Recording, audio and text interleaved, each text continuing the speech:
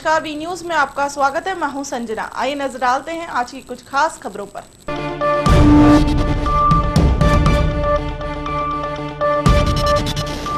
कुरुक्षेत्र विश्वविद्यालय में राज्य स्तरीय रत्नावली उत्सव सांस्कृतिक का हुआ शुभारंभ। कार्यक्रम के मुख्य अतिथि राज्यपाल हरियाणा कप्तान सिंह सोलंकी ने दीप प्रज्वलित कर किया समारोह का विधिवत शुभारंभ। विश्वविद्यालय में राज्य स्तरीय रत्नावली उत्सव सांस्कृतिक का शुभारंभ राज्यपाल हरियाणा कप्तान सिंह सोलंकी ने विधिवत तौर पर दीप प्रज्वलित कर किया। समारोह के वरिष्ठ अतिथि कुरुक्षेत्र के सांसद राजकुमार सैनी और कार्यक्रम अध्यक्ष कुरुक्षेत्र विश्वविद्यालय के कुलपति हरदीप कुमार रहे। इस समारोह में पूरे राज्य से 3500 से अधिक युवा कलाकार भाग ले रहे हैं। विश्वविद्यालय में आने वाले किसी भी मेहमान व दर्शक को कोई परेशानी न हो, इसके लिए सारी व्यवस्था चाक चौबंद की गई। राज्यपाल ने प्रदेश के अलग अलग कॉलेजों से आए कलाकारों का हौसला बढ़ाते हुए कहा कि हरियाणा संस्कृति के मामले में कुरुक्षेत्र विश्वविद्यालय पहले नंबर पर है, जो हरियाणा से जुड़ी पूरी संस्कृति को संजोए हुए है।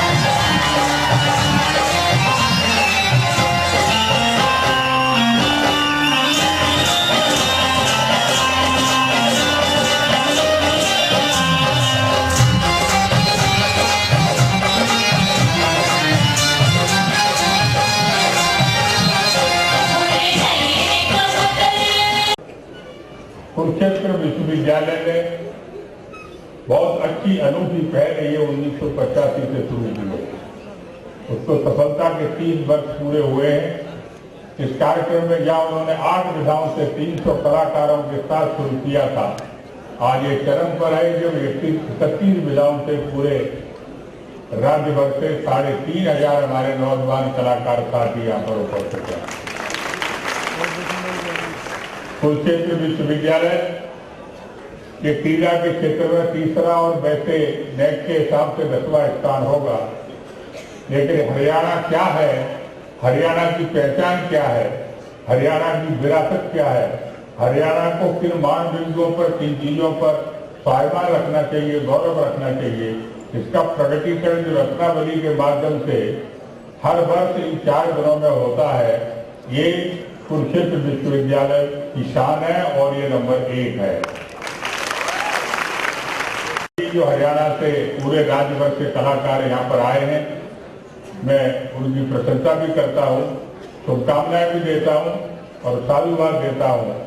और इस आयोजन करने वाले सभी विश्वविद्यालय के अधिकारीगण, प्रोफेसरगण, कर्मचारीगण सभी को मैं धन्यवाद देता हूँ कि इतना अच्छा आयोजन जो हरियाणा को हमेशा जिंदा रखेगा, यहाँ की संस्कृति को जिंदा रखेगा।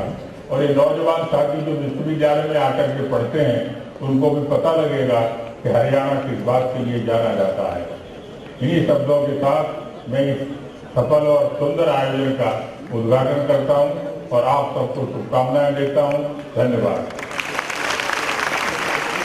कुरुक्षेत्र से दर्शन कैथ की रिपोर्ट। कुरुक्षेत्र में कारगिल योद्धा शहीद मेजर नितिन बाली को श्रद्धा सुमन अर्पित करने पहुंचे हरियाणा के राज्यपाल कप्तान सिंह सोलंकी।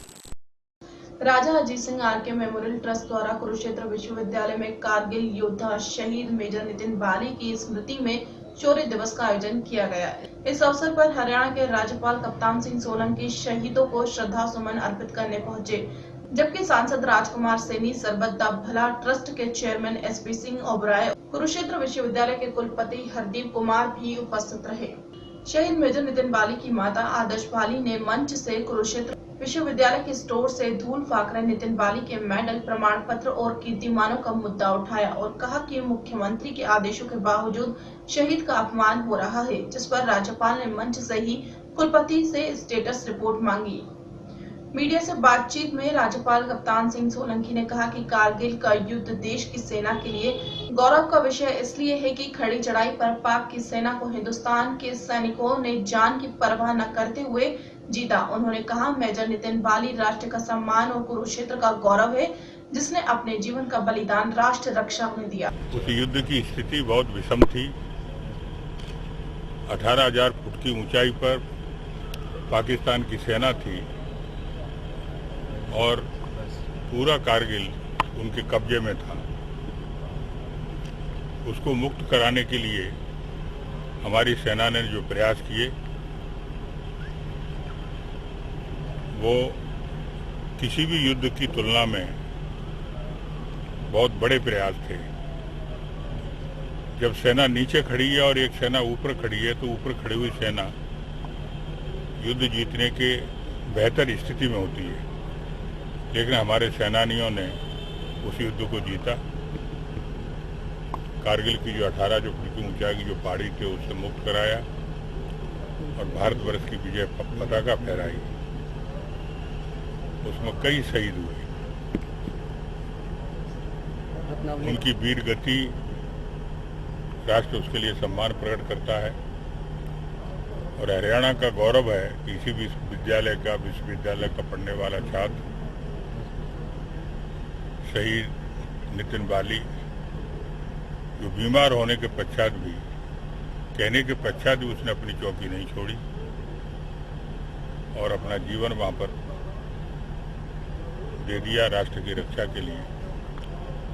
उनके स्मरण में उनसे जीवन से संकल्प लेने के लिए ये शौर्य दिवस यहाँ पर मनाने की प्रथा चालू हुई है। 4 वर्ष से हम इसको मना रहे हैं।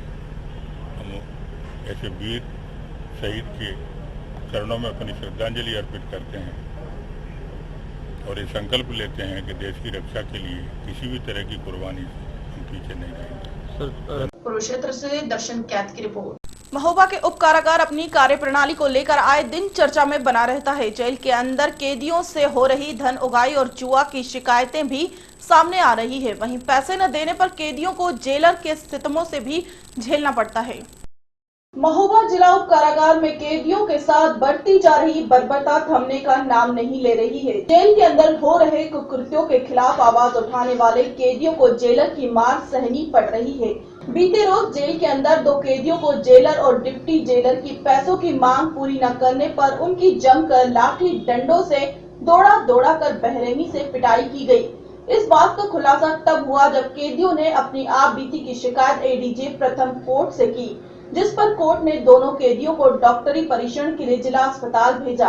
अपने शरीर पर उभरे जख्मों को दिखा रहे यह दोनों कैदी हैं आशु और धीरेन्द्र। आशु जहां धारा 394 के आरोप में जेल में बंद है, तो वहीं झांसी जनपद निवासी धीरेन्द्र हत्या के प्रयास के आरोप में महोबा जेल में है। दोनों कैदियों ने जेल में हो रहे गंभीर अपराधों को भी मीडिया के सामने बयां किया। आशु ने बताया कि जेलर आनंद कुमार जेल के अंदर नशे का कारोबार चला रहा है। जेल में रोज शाम जुए में पड़ सजते हैं, जिसका पैसा जेलर 3000 रुपए बतौर नाल जुआ खेलने वाले प्रत्येक कैदी से वसूला जाता है। आशु ने बताया कि कमान के नाम पर भी पैसे खुलेआम लिए जा रहे हैं। उनसे भी 10,000 रुपए की मांग की गई थी, जिसे न देने पर उसका तरुआ परेड की गई और दौड़ाकर मारा गया। जेलर के अलावा डिप्टी जेलर इरशाद चक्र, अधिकारी पीएन चतुर्वेदी, बंदी रक्षक एलपी सुमन और प्रेम कुमार ने उसकी पिटाई की। ऐसे ही कुछ गंभीर आरोप लगाए कैदी धीरेन्द्र ने बताया कि महोबा जेल में सभी प्रकार का नशा मिलता है। 1000 रुपए में शराब और गांजा, अफीम भी कैदियों को दिया जाता है। जुए के पट जेल के अंदर आम बात है। इससे पहले भी जेलर आनंद कुमार पर कैदियों की पिटाई करने के मामले सामने आ चुके हैं। हम 324, 394 जेल में धारा में के तहत जेल में बंद थे। जेल में जेलर के द्वारा हमसे 5,000 रुपये की मांग की गई। हमने देने से मना किया। तो हमें लोहे की हथियार से, लाठी से, पट्टों से उल्टा लटका कर तलवा परेड किया गया। हमारा दौड़ा कर हम लोगों को। कौन जेलर है जो आप मारता था? जेलर आनंद सिंह। जेलर ने हमको 24 तारीख को मारा। जेलर डिप्टी जेलर चक्राधिकारी। हमने इसकी शिकायत ADG प्रथम के यहाँ एक एप्लीकेशन लिख कर की। आज फिर हम लोगों की पिटाई हुई और हम लोगों को धमकी दी गई कि अगर कहीं कंप्लेन की या मीडिया के सामने कोई बयान दिया तो आपको जेल में दफन कर दिया जाएगा। हाँ, इससे पहले भी जेलर ने कई लोगों को मारा है, पूरी तरह बेदर्दी से पीटता है। इस समय जेल के अंदर जेलर जुआ खिलवा रहा है और जब देखता है कि जेल के अंदर पैसा ज़्यादा आ गया है तब एकदम से जब्ती कर देता है। जब्ती का अभियान चालू करता है। जब 1 लाख रुपए जब्ती होती है तो 16-17 हज़ार रुपये दिखाता है जब्ती में। जेल के अंदर 100 रुपये की गांजे की पुड़िया बिकवाता है। जेल के अंदर 1,000 रुपये की दारू की बोतल बिकवाता है। कोई भी नशीला पदार्थ जिसकी आपको आवश्यकता है वो सब जेलर मुहैया कराता है। उसे सिर्फ पैसे से मतलब है। आपके अलावा और किसको मारा गया? हमारे अलावा धीरेन्द्र सिंह परिहार को भी मारा गया। हम लोगों को कल 24 तारीख को बुलाया गया दिन में 12 बजे। जेलर साहब बुला रहे हैं। पहले हमसे पैसों की मांग की गई। जब हमने नंबरदार को भेजा तो पैसे लेके आओ इन लोगों से। तो हम लोगों ने पैसे के लिए मना कर दिया। तो हमें 12 बजे निकाला बैरिंग से, 3 नंबर बैरिंग से निकाला गया। 3 नंबर से बैरिंग से निकालने के बाद फिर हमें सर्किल में मारा गया। लोहे के डंडों से मारा और लकड़ी के डंडों से, पट्टों से मारा। और इसके बाद हम लोगों से ये कहा गया कि अगर तुमने पैसे नहीं दिए, फिर हमें मारने के बाद 10,000 रुपये की मांग की गई। और हमसे ये भी कहा गया साथ में, अगर तुमने किसी को शिकायत की या किसी पत्रकार को बताया तो तुम्हें डंडा पे ले जाके गोली मार दी जाएगी। तुम्हारा प्रशासनिक आधार पे वहाँ से झांसी से जेल ट्रांसफ़र है। हमारा कोई कुछ करने वाला नहीं है। 1 रुपये के कागज़ में तुम्हें इसी में दफना देंगे। किस आरोप में बंद थे तुम जेल के अंदर? झांसी में थे 307 में बंद। तो सुविधा मुविधा नहीं देते, जुआ खिलवाते हैं वो वहाँ। और किसी ने उनसे ये कह दिया कि ये लोग जुआ खेलों के इच्छुक हैं। तो उसने हमसे पैसे मांगे गए। हमने कही भाई हमें कोई जुआ नहीं खेलना है। जुआ खिलवाता है, चरस भी बिकवाता है, जेल में दारू भी बिकती है, कैंटीन भी चलती है। जो भी इलीगल काम होते हैं वो पूरे कराता है। जेल के अंदर जुए की नाल लेते हैं जेलर? हाँ, जेलर साहब नाल लेते हैं 3,000 रुपये रोज। देखो, मेरी ड्यूटी जो है 4 घंटे की रहती है जेल में। 4 घंटा नाइट, 4 घंटा दिन। मेरे संज्ञान में ऐसी कोई बात नहीं है। हमको तो ये कहा गया है कि आप जो है इनको मेडिकल परीक्षण करा करके अस्पताल से लेकर आ गए। बस हमको कोई कारण मालूम नहीं है। हमको ये बताया गया है कि इनका मेडिकल होना है। ये डॉक्टरी कराने के लिए आए थे। मारपीट की चोटें बताई थी और कोर्ट ने आदेश किए थे ADG फर्स्ट साहब ने, ठीक है। और इसके बाद यहाँ पर डॉक्टरी हुई है और बंदी रक्षक जो होती है ना जेल के अंदर, वो लेके आए थे। उनकी डॉक्टरी कर दी है। 2 बंदी थी। क्या चोटें वगैरह भी आई हैं उनको? हाँ, चोटें थी जो लिख दी गई। बहरहाल इस मामले में भी पूर्व की ही तरह जेलर आनंद सिंह ने कैमरे के सामने कुछ भी बोलने से मना कर दिया। खैर, कैदियों द्वारा लगाए गए आरोप कितने सच हैं यह तो जांच का विषय है, लेकिन कैदियों के साथ आए दिन हो रही बेरहमी से पिटाई इतना साफ जाहिर करती है कि जेलर की मांग पूरी न होने पर कैदी जेल में सुरक्षित नहीं है। महोबा से इसराइल कुरैशी की रिपोर्ट। प्रदेश में पत्रकारों पर हो रहे हमले थमने का नाम नहीं ले रहे हैं। महोबा में पकड़ी गई शराब की कवरेज से बौखलाए शराब माफिया के समर्थकों ने एक निजी चैनल के पत्रकार पर उस समय प्राणघात हमला कर दिया जब वह अपने कार्यालय में था। महोबा में पिकअप गाड़ी भरी शराब पकड़ने की खबर मिलने पर कवरेज करने पहुंचे एक निजी चैनल के पत्रकार तेज प्रताप सिंह को पहले तो शराब माफियाओं के साथियों ने कवरेज करने से रोका, पर पत्रकार द्वारा मना करने से माफियाओं के साथी बौखला गए। दरअसल तेज प्रताप सिंह शराब की जब कवरेज कर रहे थे तभी तथाकथित पत्रकार मनोज ओझा वहां पहुंच गए। सूत्र बताते हैं कि मनोज ओझा का शराब माफियाओं से संबंध है और उसे माहवार माफियाओं से पैसा भी मिलता है। मनोज ओझा ने अपने साथी सुबेंद्र के साथ पहले तो पत्रकार तेज प्रताप से खबर कवरेज करने से मना किया, न मानने पर उसे धमकी दी कि तुमने सांप की बामी में हाथ डाल दिया है। शराब पकड़ने वाले सिपाहियों को भी माफियाओं के साथी ने दबाव में लिया, जिसे तस्वीरों में आप साफ देख सकते हैं। सिपाहियों के बीच काली धारीदार टी-शर्ट पहने यह शख्स है तथाकथित पत्रकार मनोज ओझा, जो कि शराब माफियाओं के लिए काम करता है और शराब भरे वाहन को दबाव बनाकर छुड़ा रहा है। यही नहीं, आखिरकार उसने आबकारी विभाग से साठ काट कर शराब से लदी पिकअप वाहन छुड़ा ली। लेकिन खबर कवरेज से बोखरार मनोज ओझा अपने साथी सुबेंद्र बिखू और एक अज्ञात को लेकर खबर न चलाने से रोकने के लिए कार्यालय जा पहुंचा और धमकाने लगा। न मानने पर पत्रकार को घसीटते हुए बाहर ले गया और जेब में पड़े 4300 रुपए छीनकर तमंचा लहराते हुए भाग गए। पत्रकार पर हुए प्राणघातक हमले की खबर मिलते ही जनपद के सभी पत्रकार घटनास्थल पर पहुंच गए। घटना की सूचना मिलते ही पुलिस मौके पर पहुंच गई। पुलिस ने घटनास्थल की जांच की और घायल पत्रकार को पुलिस ने इलाज के लिए जिला अस्पताल पहुंचाया। पुलिस को पीड़ित द्वारा घटना की तहरीर दी गई। पुलिस ने अभी तक आरोपियों के खिलाफ मुकदमा दर्ज नहीं किया है। इस मामले में पत्रकारों ने पुलिस को चेतावनी दी, अगर आरोपियों की गिरफ्तारी न की गई तो धरना प्रदर्शन किया जाएगा। आज सूचना आई थी कि शराब की गाड़ी पकड़ी गई थी। शराब माफियाओं की खबर मैं बनाने गया था, तो वहाँ पे पहले ये हुआ कि सिपाही ने पकड़ी थी, गाड़ियों में कागज की कमी थी, इसलिए वो गाड़ी का चालान किया जा रहा था। मैंने उसकी खबर बना के वहाँ कई लोगों ने मुझे मना किया, जिसमें एक मनोज ओझा और शिवेंद्र रिछारिया उर्फ गोलू रिछारिया और एक नगायक जी हैं बजरिया के। इन तीनों ने मुझे बहुत मना किया, लेकिन मैंने कहा खबर है तो खबर बनेगी। इसके बाद जब जैसे मैं बना के ऑफिस आया अपने ऑफिस, अचानक ये लोग आते हैं और ऑफिस में मैं अकेले था और इन लोगों ने मुझे पकड़ के घसीटा और डीएवी के गेट के सामने लात घूंसों से मतलब 15-20 मिनट तक मारपीट की। और मेरी जेब में जो है 4300 रुपए डले हुए थे, वो जो है या तो गिर गए या ये लोग ले गए। और इन लोगों ने पूरा जान से मारने का पूरा प्रयास किया हुआ था। हथियार वगैरह लिए थे? हाँ, एक कट्टा हाथ पे लिए थे और कह रहे थे अगर इसकी FIR की तो जान से मार डाले आओगे। और जानते नहीं हो तुम सांप का मंत्र, वो बिच्छू का मंत्र जानते नहीं हो और सांप के बिल में हाथ डाल रहे हो। कट्टा कौन लिए था? ये मनोज ओझा है जो अपने आप को टीवी का पत्रकार बताते हैं।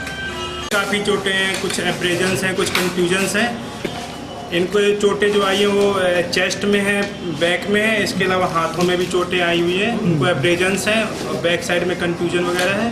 इसके अलावा चेस्ट में हम एक्सरे करवा के देख रहे हैं, शायद फ्रैक्चर वगैरह हो या रिस्ट जॉइंट के लिए भी एडवाइज कर दिया हमने। महोबा से इसराइल कुरैशी की रिपोर्ट। पिहोवा में रिहायशी घर में आग लगने से हजारों रुपए के साथ सामान जला, महिला ने पुलिस को दी शिकायत। कुरुक्षेत्र जिले के कस्बा पिहोवा शहर में पुराने डाक खाने वाली गली में गरीब महिला के रिहायशी घर में आग लगने से हजारों रुपए का सामान, नकदी व जेवर जलकर स्वाह हो गए। पीड़ित महिला ने इस बारे में सरस्वती विहार चौकी में शिकायत देकर जांच करने की बात कही है। मकान मालिक मनु ने बताया कि वह अपने रिहायशी मकान में अपने 15 वर्षीय बेटे मोहित के साथ रहती है। पारिवारिक गुजारा करने के लिए घर में ही व्यवसाय करती है। रविवार रात्रि समय लगभग 8 बजे वह घरेलू सामान के लिए बाजार गई थी और उसका बेटा भी घर पर नहीं था। जब वह अपने घर पहुंची और उसने दरवाजा खोला तो देखा कि उसके घर में आग लगी हुई थी, जिसमें नकदी के साथ घर का सारा सामान जलकर खाक हो गया। बस मैं आई, पड़ोसियों ने बताया कि आग अंदर से धुआं निकल रहा है। आके मैंने ताला खोल के देखा आग लग रही है। क्या चीज लगी है जिसमें जी? अलमारी है, सोफे, बेड, बिस्तर, एलसीडी, फ्रिज है, रसोई है पूरी। एक बार दोबारा 50,000 जल गिरा, ये बोलो। हाँ, जल गया, कुछ निकले हैं पैसे, ठीक, बाकी खत्म हो गया। जी मेरा नाम। और ऐसा है कि मैं काम से आया था और आगे मैं बैठा ही था, मेरे को धुआं महसूस हुआ बहुत ज़्यादा। हमारे कमरे में सामने इनकी खिड़की लगती है तो बहुत ज़्यादा धुआं महसूस हो रहा था, बहुत ज़्यादा धुआं अंदर आ गया। 15-20 मिनट बाद मैंने बाहर निकल के देखा भी कहीं आग तो नहीं लग रही है। कहीं देखा, जब ऊपर छत पे चढ़ा तो देखा इनके कमरे से धुआं निकल रहा था। फिर बाकी इनकी भाभी जी के घर गया मैं, उनको उठाया। फिर मैं और सामने पड़ोसी है बिट्टू, उनको साथ लेके गया मैं, फायर ब्रिगेड वालों को, बाई हंडी उनको साथ लेके आए।